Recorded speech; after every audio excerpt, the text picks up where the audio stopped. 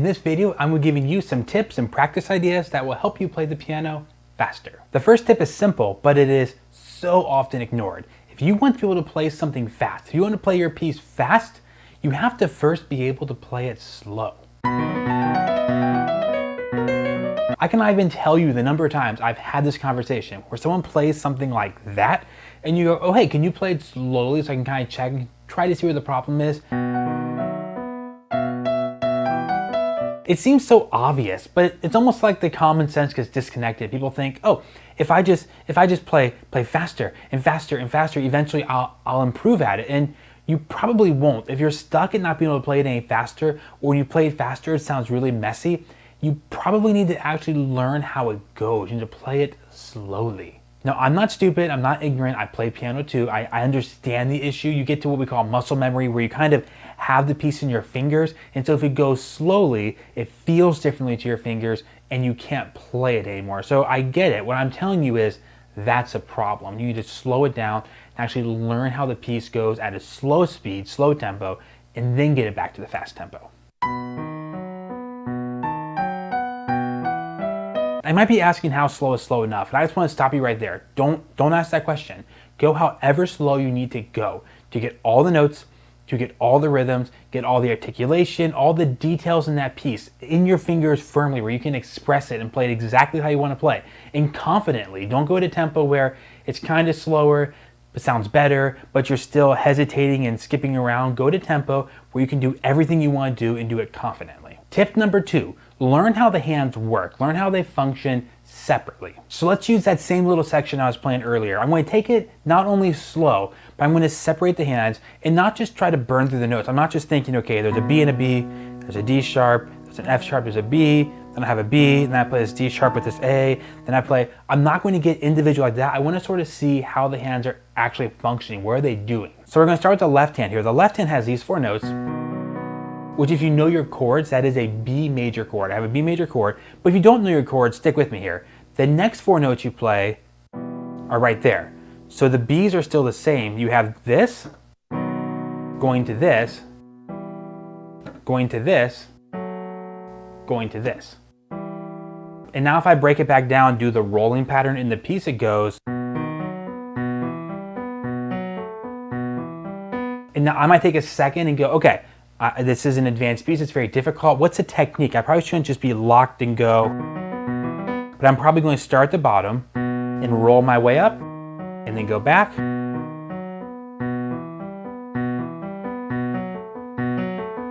So I've taken it a step further than here's all the notes. I've also taken it a step further than just going slowly, but I'm trying to get in my mind, how is the left hand actually moving? How does it function? So I add the right hand in, hopefully I can lock in those notes a little easier.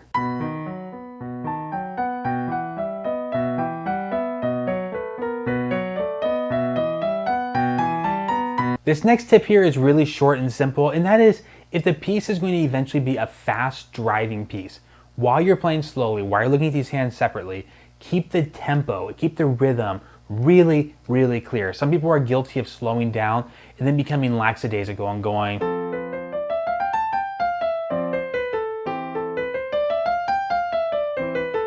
You don't want to do that. You want to go slowly, but you want to keep the rhythm and the feeling and the dynamics spot on like this. But even though that's simple and easy, it's super important. If you play something slow, but you play it like I played it first, where I'm just kind of wishy-washy with the tempo, it's not going to work when you get faster. You're going to have those same inaccuracies and unevenness at the fast speeds. Now, there are a few different tips and tricks on how to speed something up, but the primary way to do it, the number one way you will do this, is gradually. What I mean by that is you need to find the tempo you were at when you were playing slowly, and don't just skip to the top. You're going to try to add just be 5% a day. See if you can just get 5% quicker every single day. If you can do that, those gains will kind of be cumulative, and before long, you'll be playing pretty quickly. Now, the reason this is the main method of speeding things up, and it's so important, is there's only so much progress you can make in a day.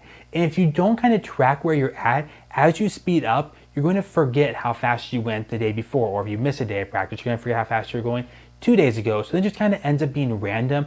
And then one day, it happens all the time. People say, I don't know why, I'm terrible at this piece this week. I hear that all the time. I don't know what happened, but I'm playing it so poorly. And then I listen to them and I say, well, the problem is you're going twice as fast as you were last week. And they don't even notice because you don't have a good, sometimes ear or a good sense of remembering how fast you were going. So find what speed you're going and then gradually work it up. Now the best way to do this by far is simply have a metronome. Use a metronome. It will help you track what speed you're at and work up gradually. Now I know a lot of you, I just lost you because you have really bad memories of the metronome. Maybe you took lessons when you were younger and you just despised when your teacher took out the metronome.